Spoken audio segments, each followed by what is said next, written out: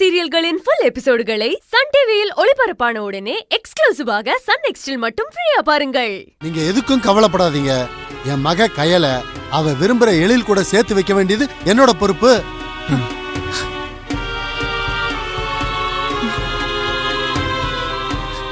ரொம்ப சந்தோஷம் மாமா. வீட்டுக்கு பெரியவருங்கிற முறையில நீங்க தான் முன்ன வந்து நின்னு சம்பந்தம் பேசணும். அது என் கடமை காமாட்சி. இப்ப எனக்கு ரொம்ப சந்தோஷமா இருக்கு. நமக்குள்ள இத்தனை வாக்குவாதங்கள் நடந்தும் எங்க உறவு வேணும்னு வீடு தேடி வந்திருக்கீங்களே, அதுவே மனசுக்கு ரொம்ப நெகிழ்ச்சியா இருக்குமா. என்னைக்கு அங்க சம்பந்தம் பேச போலான்னு மட்டும் வீட்டுல கலந்து பேசிட்டு சொல்லுங்க, மத்ததெல்லாம் நான் பாத்துக்கிறேன்.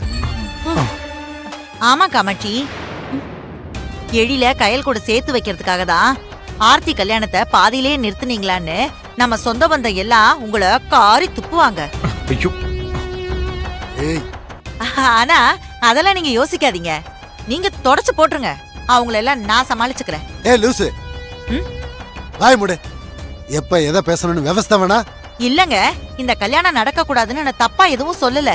சுத்தி இருக்கிறவங்கள பத்தி யோசிக்காத, தொடக்க நாங்கெல்லாம் இருக்கோன்னு காமாட்சிய தைரியப்படுத்தினேன். நல்லாதான் தைரியப்படுத்தினேன், சுமாரு. காமாட்சி, என்ன நடந்தாலும் குறை சொல்றதுக்குன்னு 4 பேர் எப்பவுமே ரெடியா தான் இருப்பாங்க. அந்த 4 பேருக்கு பயந்து நம்ம பொண்ணை ஏமாத்திர கூடாதுல்ல. இனி கல்யாணத்துக்கு சம்பந்திய சம்மதிக்க வைக்க என்ன பண்ணலாங்கிறத மட்டும் யோசிங்க. சரிங்க மாமா. பெரியப்பா, கயல் உங்க மனசை எவ்வளவு காயப்படுத்தினாலும் நீங்க இப்போ அவளுக்காக இவ்வளவு தூரம் இறங்கி வருவீங்கன்னு நான் நினைச்சு கூட பார்க்கல பெரியப்பா. பழகி போச்சுடா மூர்த்தி.